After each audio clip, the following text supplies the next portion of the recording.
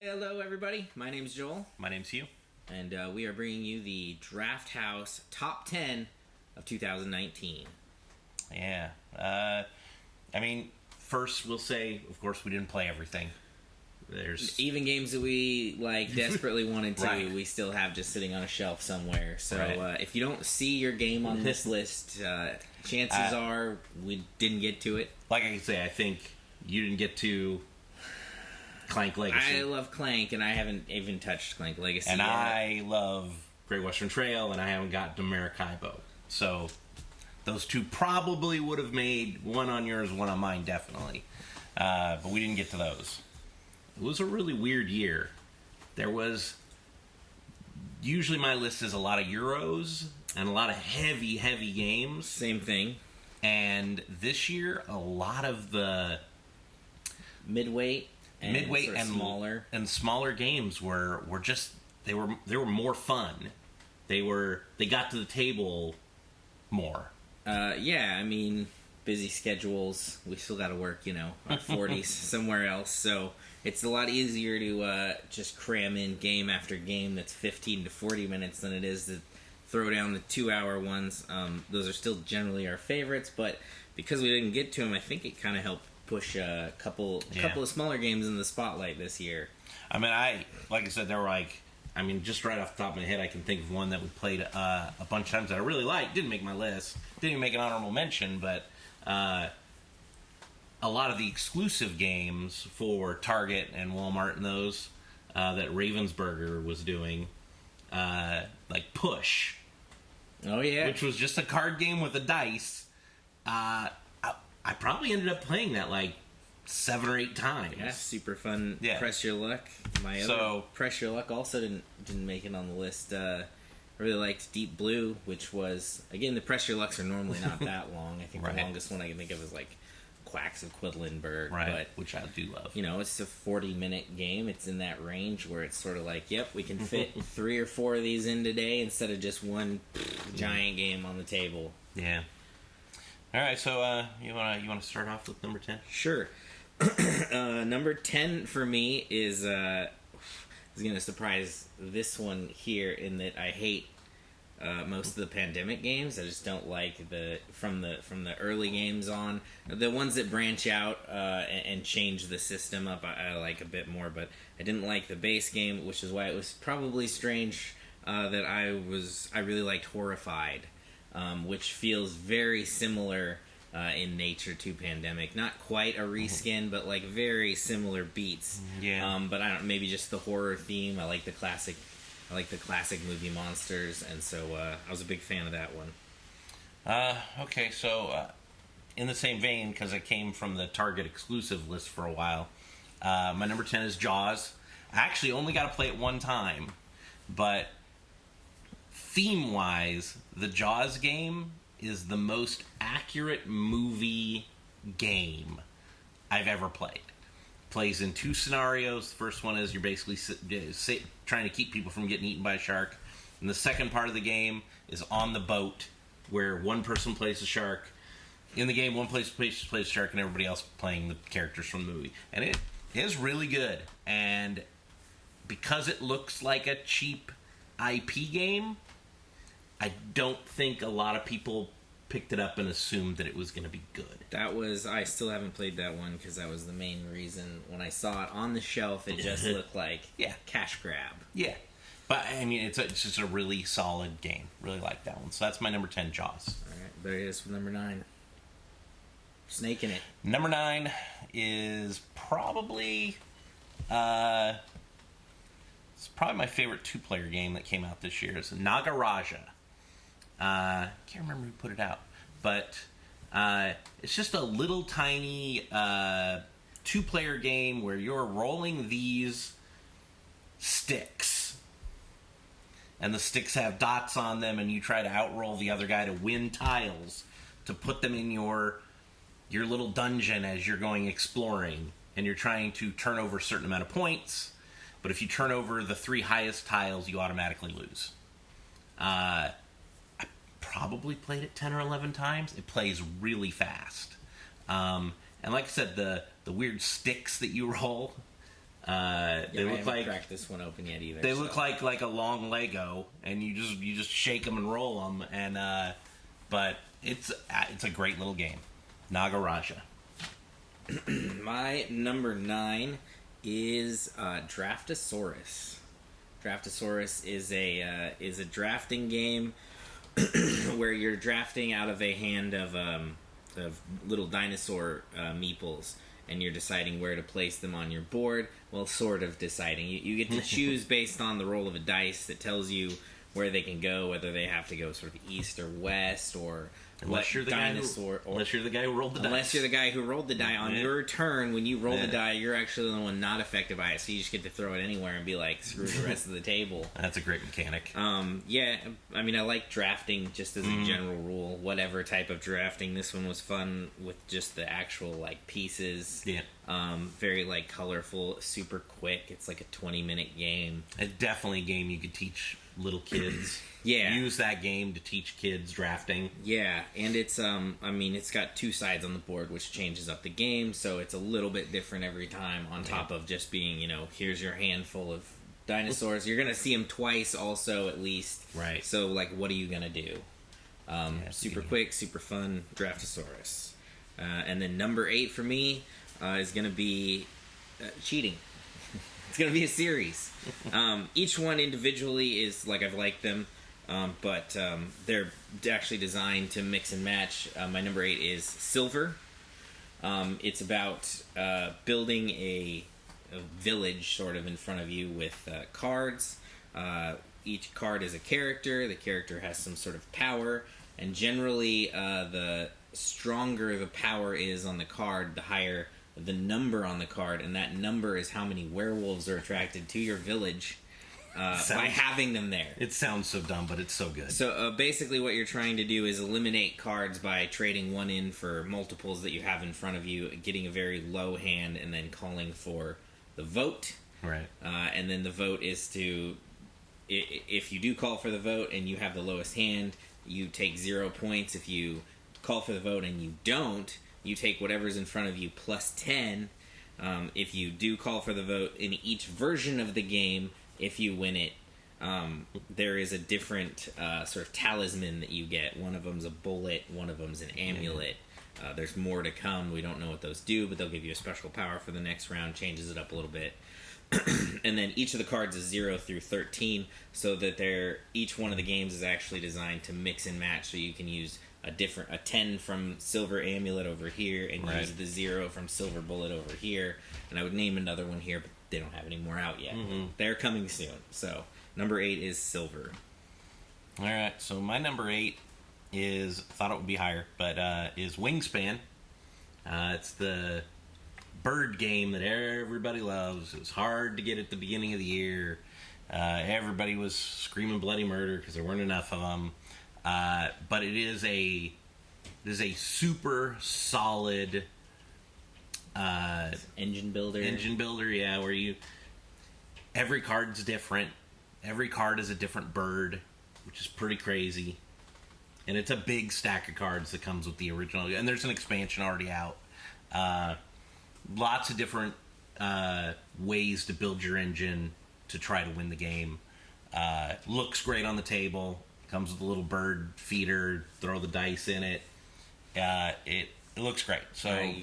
Yes, I also had quite a bit of fun with this game. I might have had slightly more fun with this game. I don't know. We'll see. So my number 8 is Wingspan, and then my number 7 was already said. It is Draftosaurus, and I really put that one in there. For me, it is the game where if I want to teach somebody drafting now at this point, and that 7 wonders pass the stuff around the table. It's super easy. There's like 6 dinosaurs. They're all very vibrant, different color.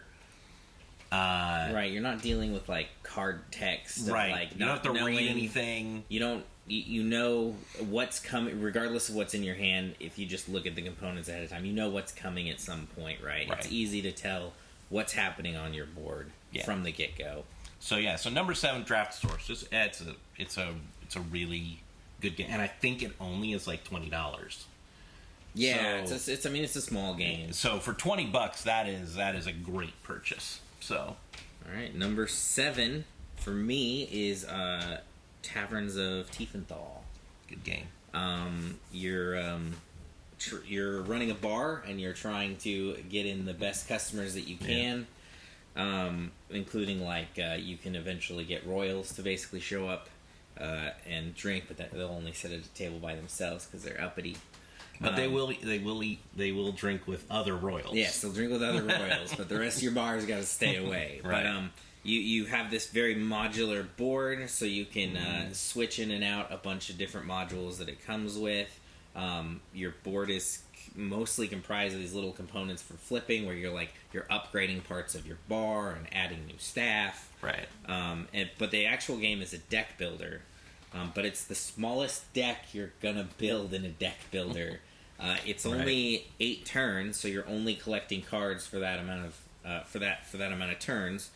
But unlike most deck builders, where you throw your new stuff in your discard pile and then it eventually incorporates in, these ones go straight to the top of your pile, so you always know, to some extent, what's coming up on your next turn, so you can prepare a little better. Also, it's one of the only, I think it might be the only game. You always get every card out that you purchase. Yeah, because it's going to the top of your pile. Yeah. So you I'm going to get that card, but I'm going to put it in my discard pile in another game. I may never see it. I love deck builders.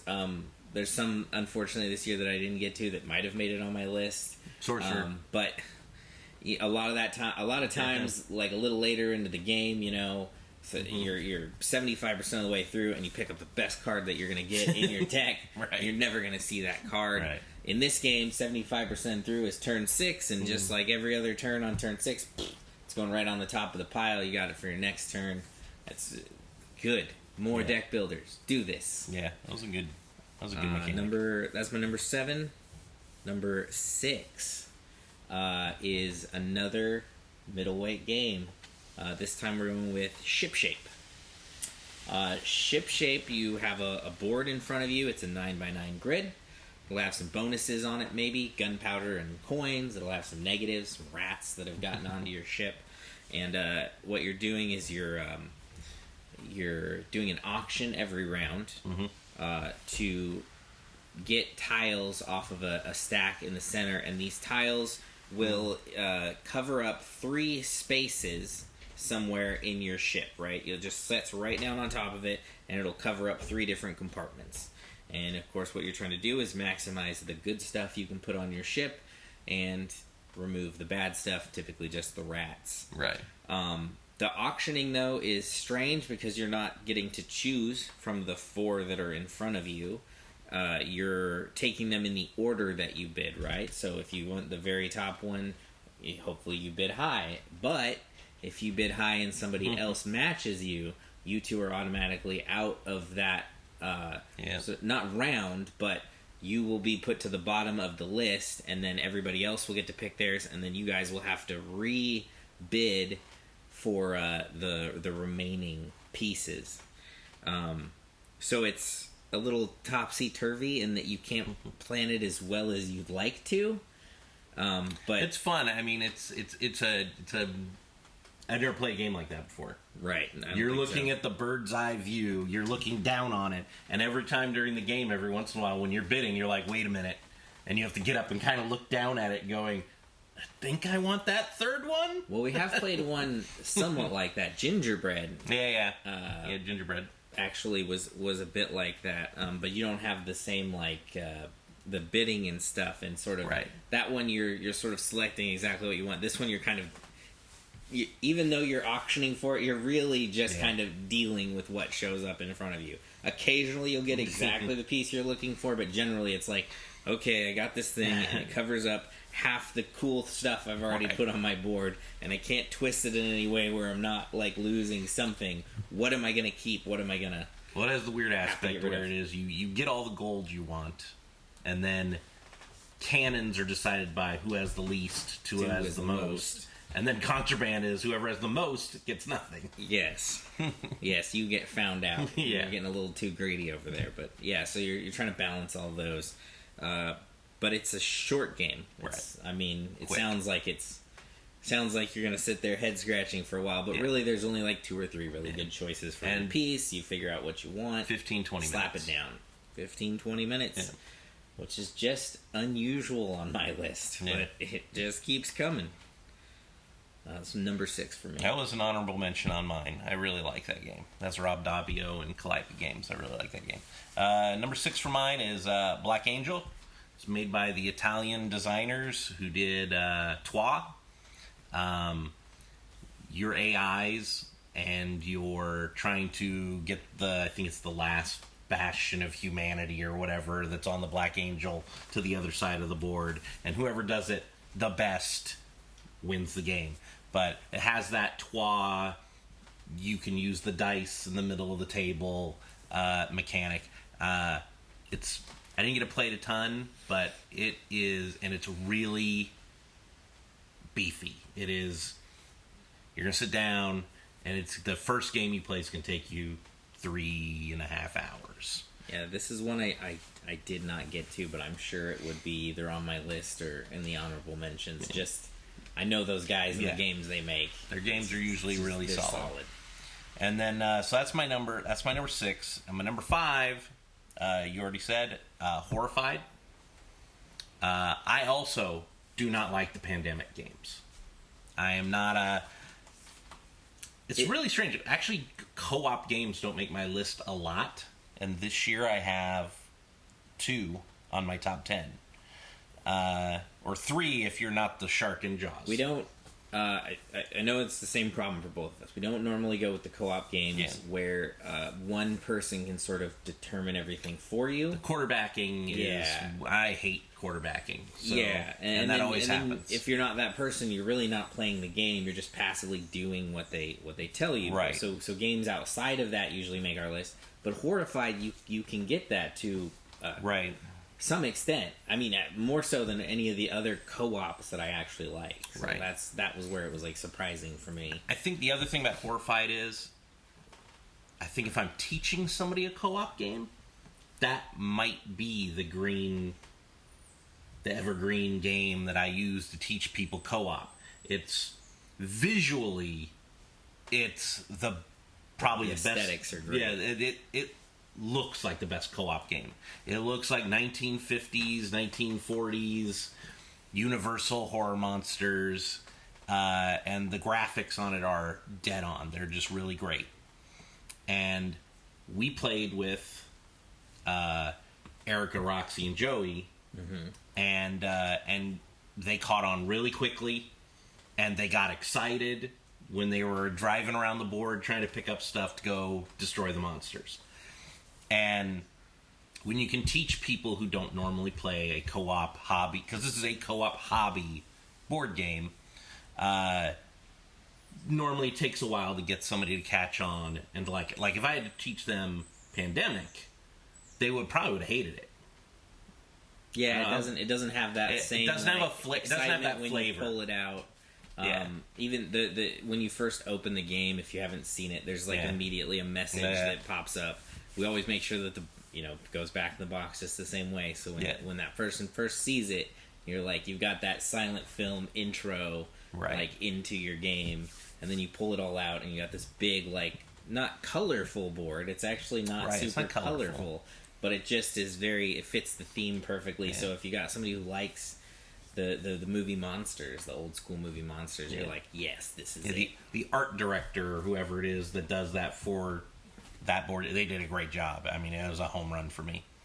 So that's on my number 5, Horrified. All right, my number 5. We already went through this a little bit, so we won't spend too much time on it. Wingspan. Again, not quite deck building, but engine building. A lot of different ways that you can sort of tackle the puzzle in front of you.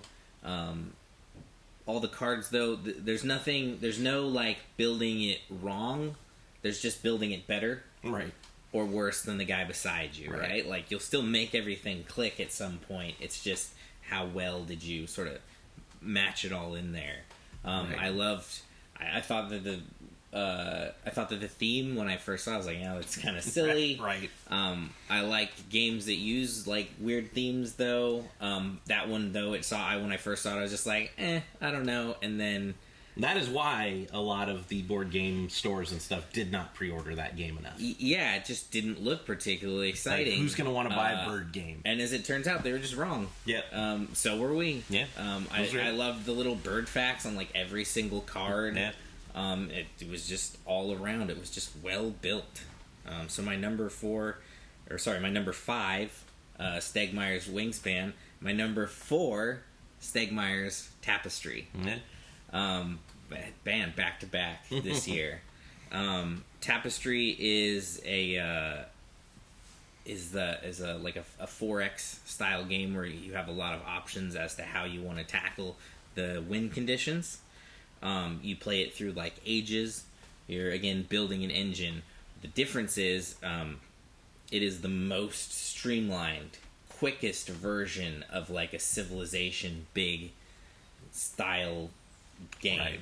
All right, the rule book not perfect, right? There's a couple problems in it, but it is 4 pages. Yeah. 4 pages to get you rolling on like a very complicated system. Yeah. Starting that game is pretty quick. You put that, which is amazing. Like I'm now upset if when I open up a game that looks simple and it's got like a 30-page rule book and I'm like Tapestry, like do it again. Do it every time. 4 pages and then another piece of paper that just has icons on it.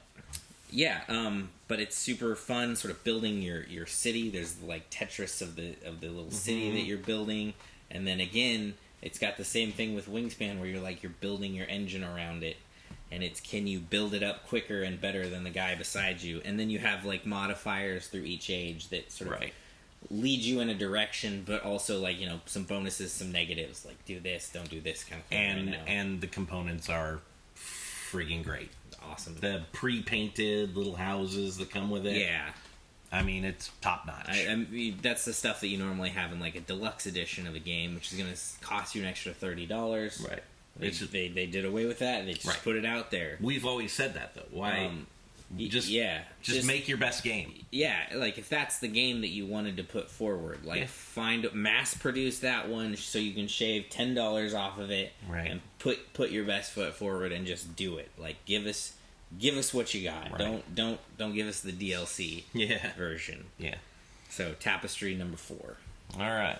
So my number 4 is Hadara. We have played Seven Wonders a million times. A lot. I have one problem with Seven Wonders. If nobody blocks somebody from collecting science cards in Seven Wonders, they will win. They win. There's no way around that. The way the numbers work, they just win. They just win. And so Hadara is the same style of game. It's a medium weight Civ building game, but it doesn't have that science problem. So for me, if you put those 2 games in front of me at this point, I'd rather play Hadara than Seven Wonders, which is crazy because I've played Seven Wonders a lot. But for me this year, Hadara has pretty much replaced Seven Wonders. I don't have too much to say on this game, other than we played it pretty early in the year. I think we even got our copy like before it was on shelves. Yeah.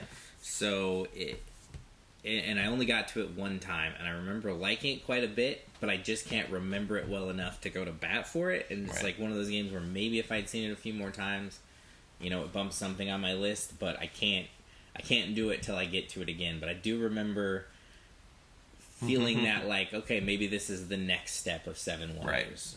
Now, I'll say for Seven Wonders, it had a really good expansion come out this year, Armada, which is great, which does stave off a little bit of the problem that it has. Right. My question is, did they see Hadara and go, ooh, we better figure some stuff out. Yeah.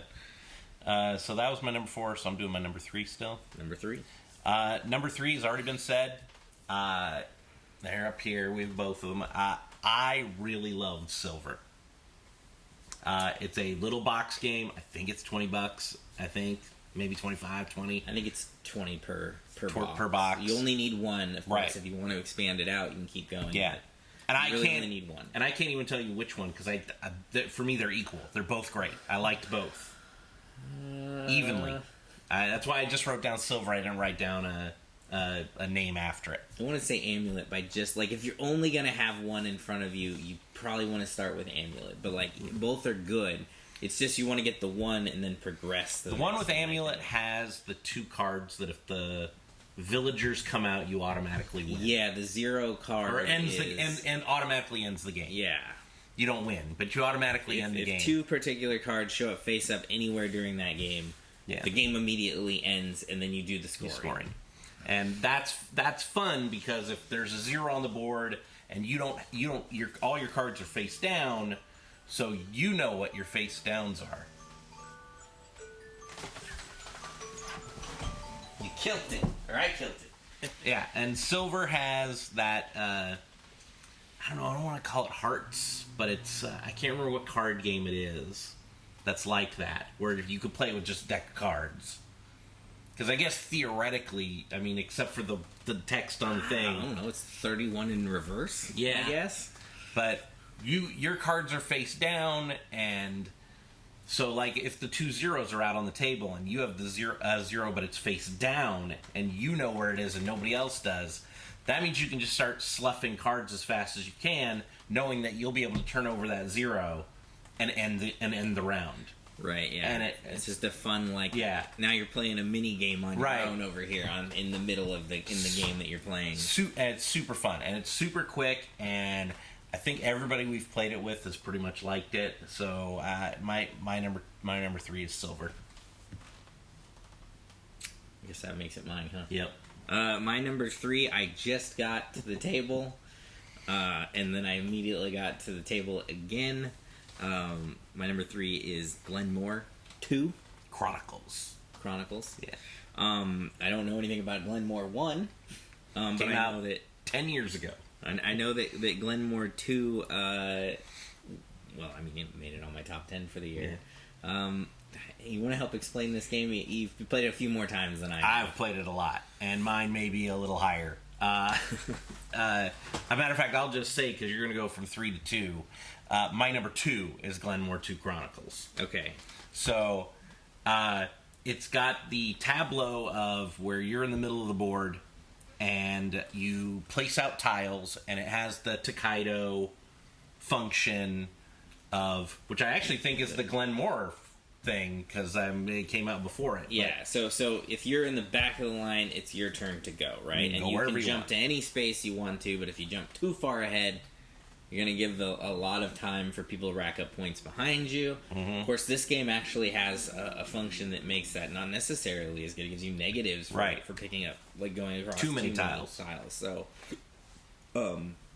that's good, because I haven't received like a negative to that other than you just don't get to take turns. So nobody ever, in other games like this, nobody ever jumps forward. Right, you're always far. like in Takedo, you're always going to go in and going to take basically as maybe one step.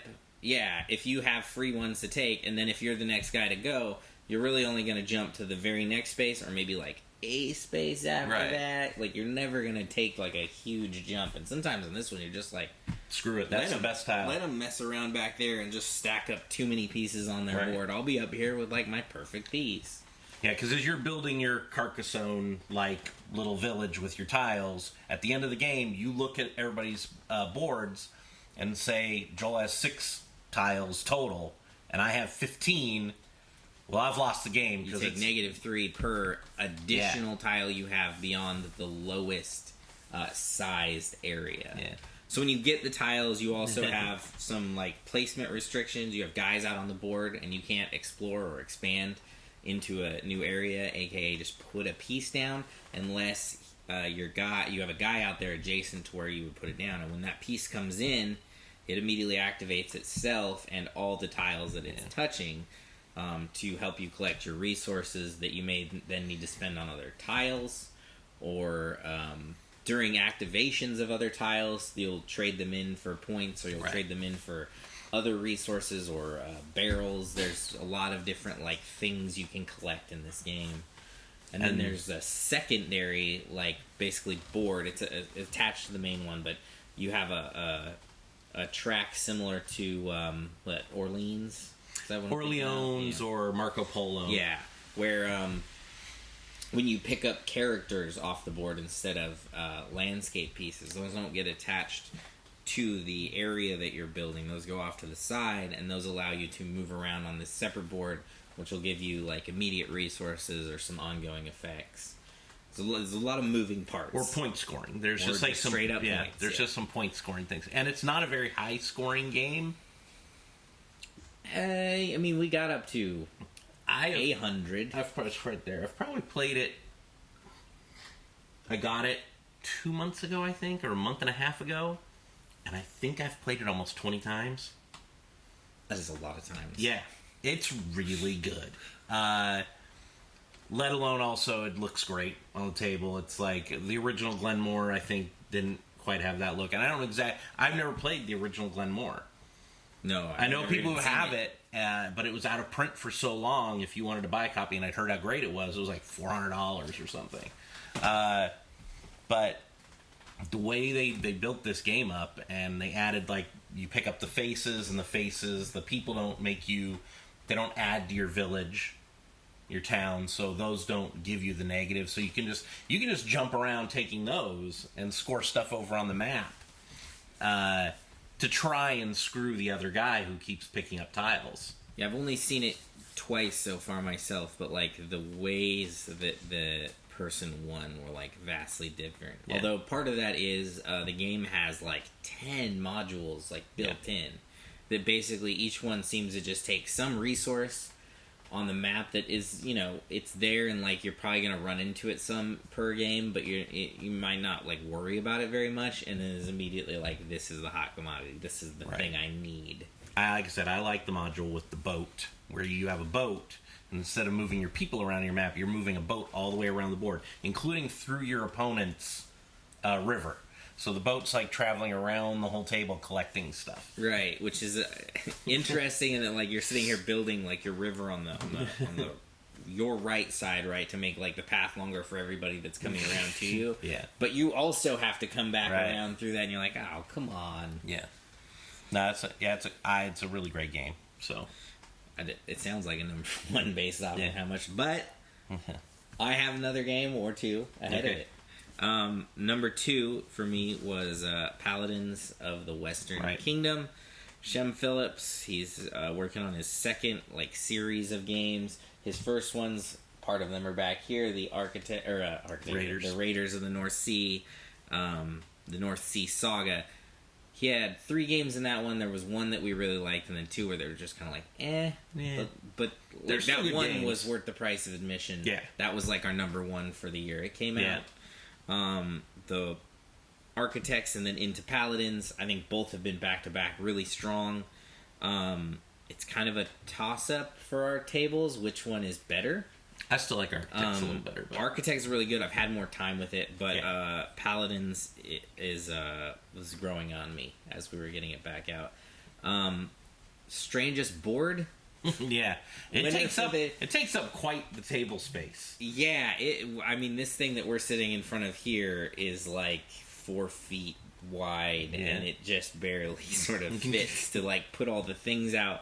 But again, I like games where you have like a ton of options, and all that thing is doing is providing resources and cards and all kinds of stuff all the way across, so that you have, because you have your own board, but then you also put stuff on the main board.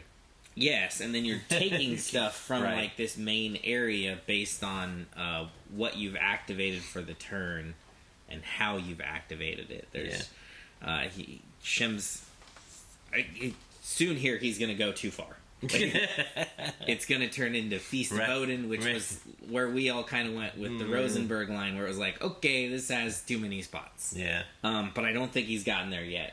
I'm hoping Critical Mass is the end of this series, so you just have this 3-part mega hit. Well, I would assume he's coming out. I mean, I'm following it, but I'm assuming he's coming. I think he's coming out with an expansion for Architects next. Yeah, I mean, he did the same thing with the North Sea, where there was pieces in between, but. I like the direction that he's heading each game now. I feel like is getting progressively, possibly a little better. I know that's in contention for some, but like right now, I feel it. I feel it going. And this was a strong entry. Which means if it keeps going this way, number one next year is Blank of the Western Kingdom. Right. We went over your number 2 already. I got your number 2, Glenmore 2. Yeah, but my number 2 is Not Glenmore much more 2 to say about that one. Let's just skip it right in. Number 1. My number 1, I was a big Arkham Horror LCG guy. It was a fun game. Had a few little tweaks in it where, like, you hated the fact that how fast you could die. Well, turn 2 is not a good place to end the game. They came out with a new version, rethemed, off the Lord of the Rings, kind of more like Lord of the Rings, the card game, because it's a co-op. Right. But Marvel Champions LCG. It is the theme that I love. It is a great co-op game. I have not played it with more than 2 players. I guess it plays up to... you can play up to 4, I think, co-op. The villains in it are great. It's going to just keep churning out expansions. Like they tend to do. You get that property, you go hard. But it's a little different where each pack will be just a hero or a villain. So you'll get a hero, and that's a character you can play in the game, or you're going to get a villain, which will be a scenario that you'll be playing against. So it's just back and forth, like starter decks scenario, right? Starter deck scenario, okay. And so far there's the main deck, and then they came out with Miss Marvel and Captain America for the heroes, and they came out with Green Goblin for the scenarios. And they're coming out with Wrecking Crew, which is a little different, where usually you're just fighting this one villain, and everybody's in Wrecking Crew. You have to fight all 4 of the Wrecking Crew at the same time. So they're going to definitely play around with the mechanics. But the other cool thing about it is each character does play really differently. And in the game, you have your hero side of your card, and then you have your alter ego side of your card. And depending on where you're flipped during the game, it allows you to do different things. Like, is that like a per card thing? Like, yeah, this card does this if you're captain. Just the hero. So if I'm Peter Parker, I can go to class, I can heal up, I can go visit Aunt May, and she can feed me or whatever. And then the guy who's the villain, at that point he's trying to get to his completion of his scenario. And because you can't attack him, of course, it's Peter Parker, and he can't attack you. But then you flip it over and you're Spider-Man, and then you're back in the game, and you're going and you're fighting, and you get like allies and stuff throughout the game. It is thematically the best superhero card game I've ever played. Like when you're playing Iron Man, he's not. Also, like, your hand size differs depending on if you're on your superhero or if you're on your alter ego. Okay. So, like, Spider-Man's is very different. It's like 5 and 4 or something like that. But Iron Man, if you're Tony Stark, you get your full set of cards. But if you're Iron Man, you get 1. But for every bit of your armor you get out, you get to add a card to your hand. So you get stronger the more of your pieces of your armor you can get out onto the table. And Black Panther, he gets these Wakanda Forever cards, and if he gets 5 of those, he becomes super powerful. It is a very interesting way they made that game. And I'm going to say my expansion of the year 2020 is probably going to be that Wrecking Crew scenario that's going to come out. But yeah, Marvel Champions LCG. If you like Lord of the Rings, any of those card games, Arkham Horror, Star Wars, and you like Marvel, and you like Marvel comics, Marvel movies, it is very thematic, and there isn't that quarterbacking kind of thing. You're playing your superhero, everybody else is playing their superhero. You will love it. It is, and I think it's kind of like the expansions that came out are already like sold out everywhere. You can't get them. But the core set is different than all the other core sets that those games put out.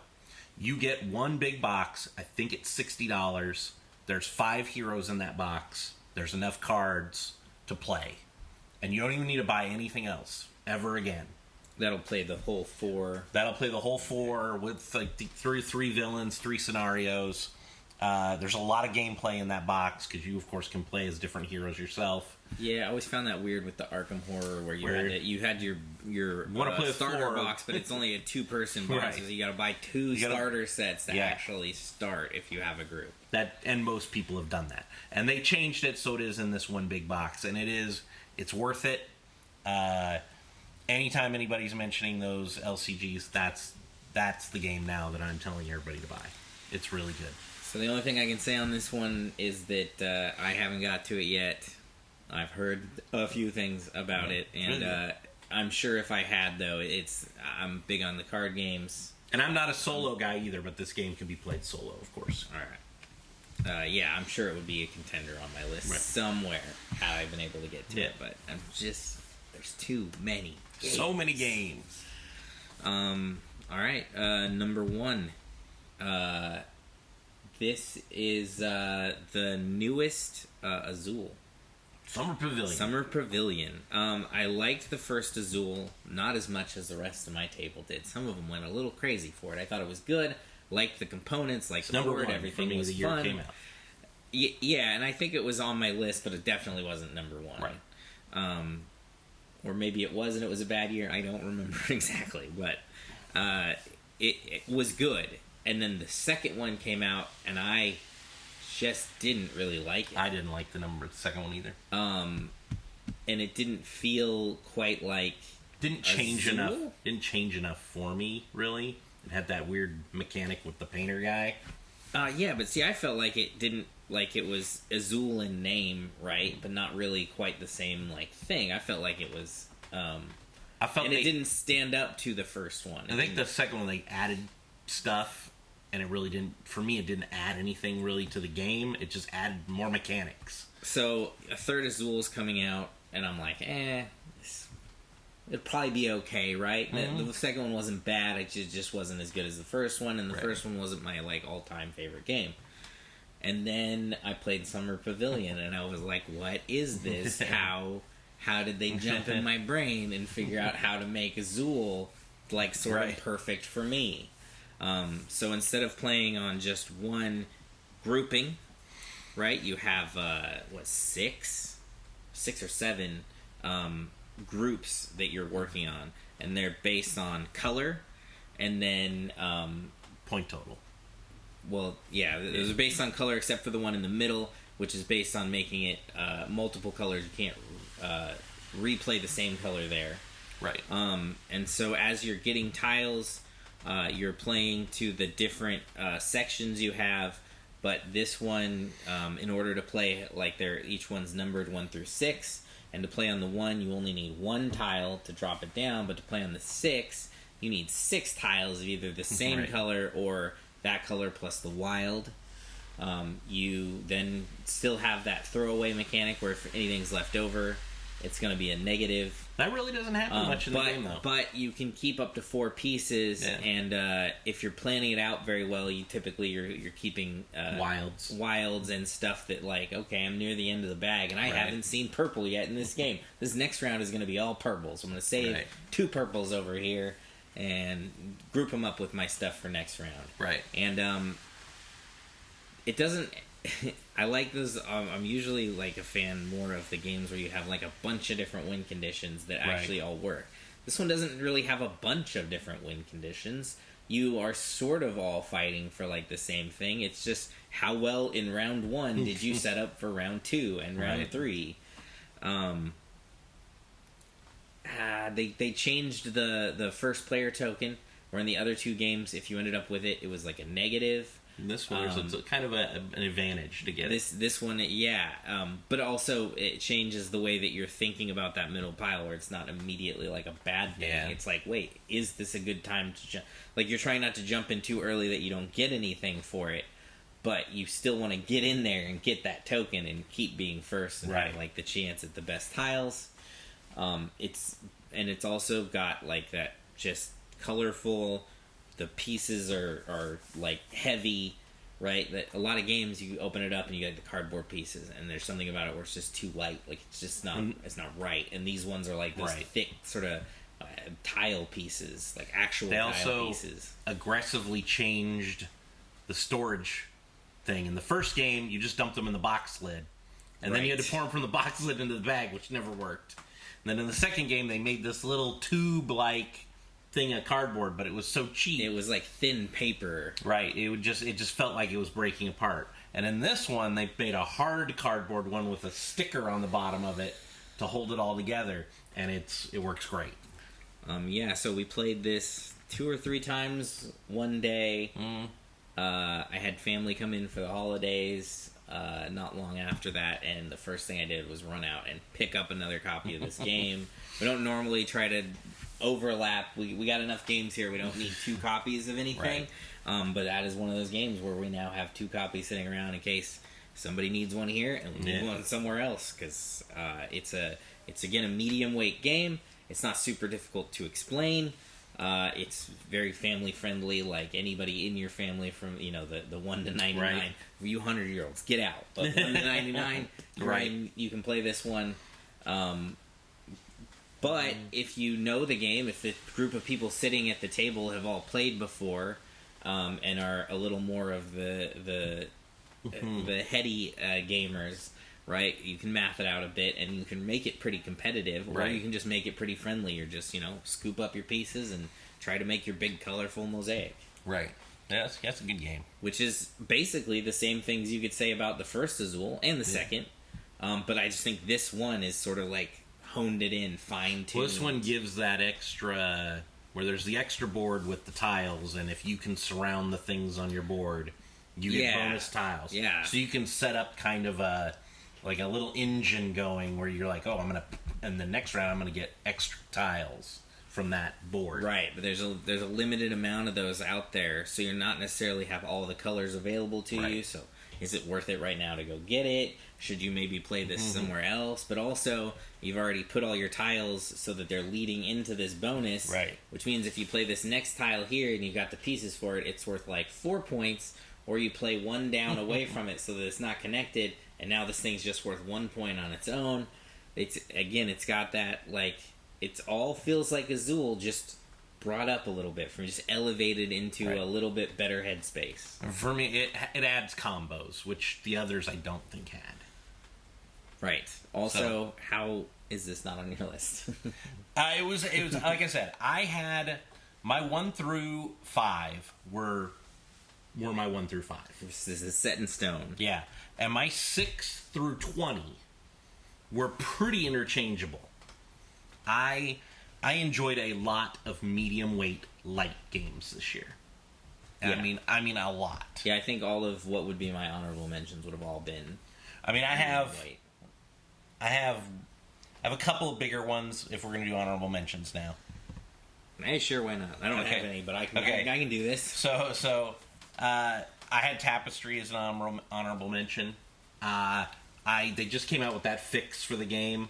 There definitely was a problem at the beginning of the game because there were some societies that were a little OP over others. So if you got one of the good Civ pieces at the beginning and the other guy didn't, you were gonna crush him. I don't think I'd played it enough for that to come up.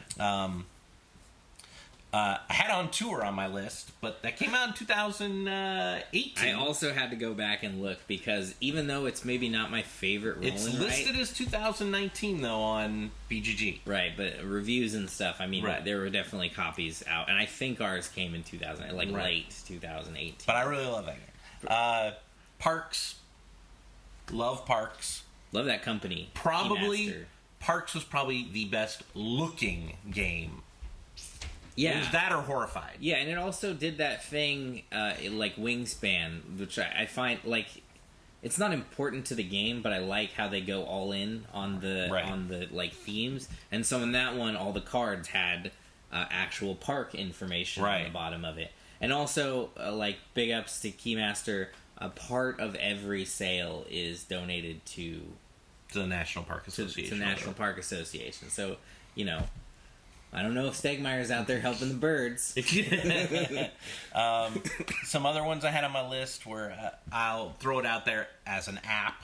I don't play it on the table, but Twice as Clever, Jean-Claude, John Clever John. 2 or whatever it was called. I never played any of them. Double or whatever. I love the app. I play it all the time. Copenhagen. It's fun.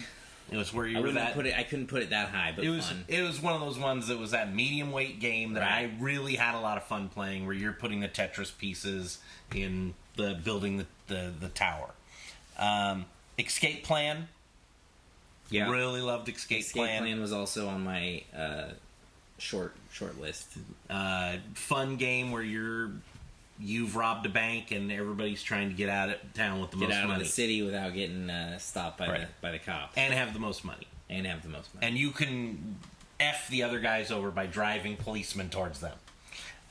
It's a fun game. I like the fastest version of that game, actually, Bahamas. Yeah, Bahamas. Where you've just robbed a bank and you're all on a plane, jumping out of a plane to the Bahamas, and you're trying to make sure that you actually packed a parachute and all the money that you just stole. Right.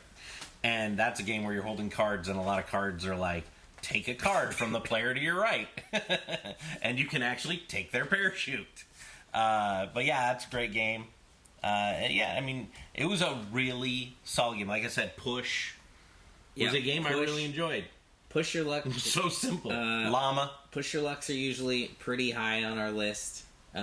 So Push was shortlisted for me. I lost at that game so many times. Also, I mentioned it before, Deep Blue. Yeah, Deep Blue. I like Deep Blue specifically because it's a push your luck game where if you have terrible luck at push your luck games, which I do, you can work against that. Like, you can spend most of your time like buffing up your hand so that when the dice don't go your way, you can sort of fix it or correct it.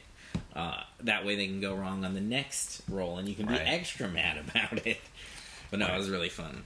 And like I said, I liked Llama. That won some award thing. I think it might have been a Spiel winner. I can't remember, but it's just fun. Yeah, Llama's a very simple game. It comes with tiddlywinks, which is weird. Yeah. But, I mean, they could have put a better component in there.